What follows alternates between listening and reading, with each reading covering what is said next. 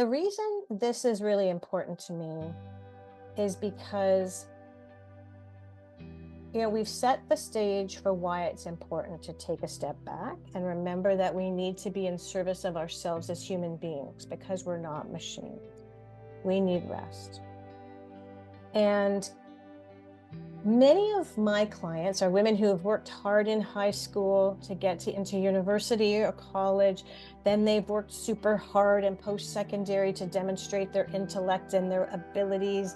And then they get into the workforce and are still working hard to prove their worth, to be productive, to make a difference. And we're exhausted.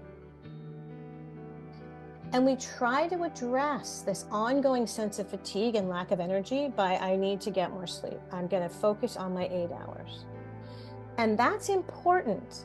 However, we then find we're still exhausted. So what is happening?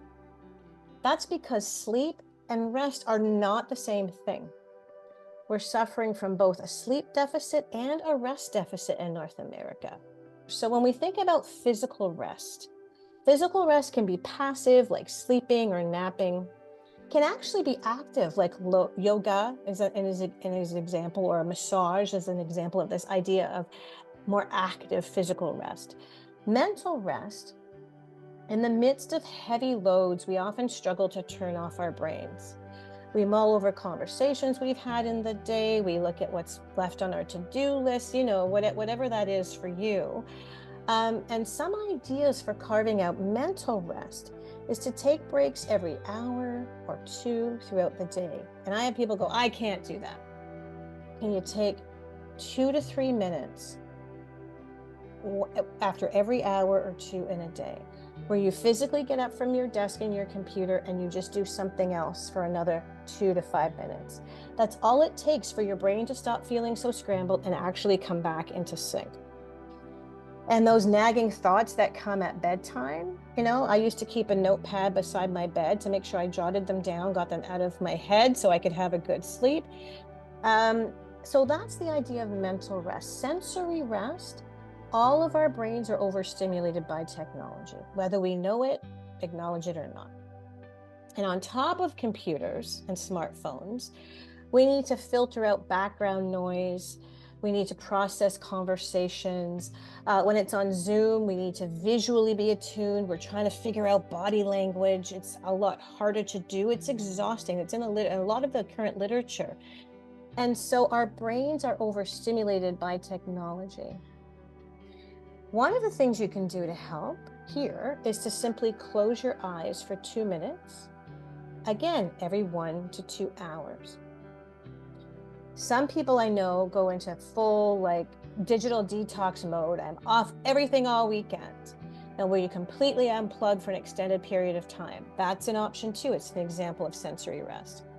One of my clients, the one who was answering emails at 11 o'clock at night to the partners, she separated her phones because this was it was going off, and she was like, I've got to answer it. So it was hard for her, but she separated her phone. She got a personal phone where she did not receive any Teams instant messages or work emails. Family or friends could call her there. And let's go back to our talk about connection, really health promoting for her. Her kids could text her there. And she ended up putting meditation apps on that phone, which I thought was absolutely brilliant. So she had them separate. So that's that idea of trying to set out sensory rest for yourself. Creative rest is about awe and wonder. And I still remember how I felt the first time I saw the Rocky Mountains. This is about enjoying and appreciating nature, taking in beauty, setting time aside to water your plants or deadhead or whatever. My husband called me this morning before I was getting on the session to teach at 10. He said, you have to see this. And I did not know what was going on. And we sat for 3 minutes and just watched this nest that we didn't know that was in a tree right outside the window. He had sat in a different place than I usually sit, and he had seen this bird. Look at the robin. These are examples of creative rest, connecting to the outdoors. And it's also about the arts, right? And music. We know that can be soothing and healthful for us. plays, visual arts, museums, art galleries. That's why we have them. And what they do for us is they delight our senses and create this openness, right? This sense of expression. When we look at emotional rest, that's the time and space to be with your emotions, to tune into how you're really feeling. This is when where journaling comes in. I saw you had something on journaling that went out to your distribution list, Judy. So this is where this emotional piece, like really tuning into how you're feeling and honoring that. A big part of why we're exhausted is we are not playing our emotions all the way through. We blunt them. And it's really tiring not to have them go all the way through us and just accept what's there. So it really requires courage and authenticity for us to stop people pleasing and to be authentic. So that would be the outward piece. And the other is to acknowledge what's there for us. Social rest is when we sort of sink into and nourish ourselves with relationships that revive us instead of spending time in relationships that deplete us. When I turned 40, my friend reminded me about this the other day.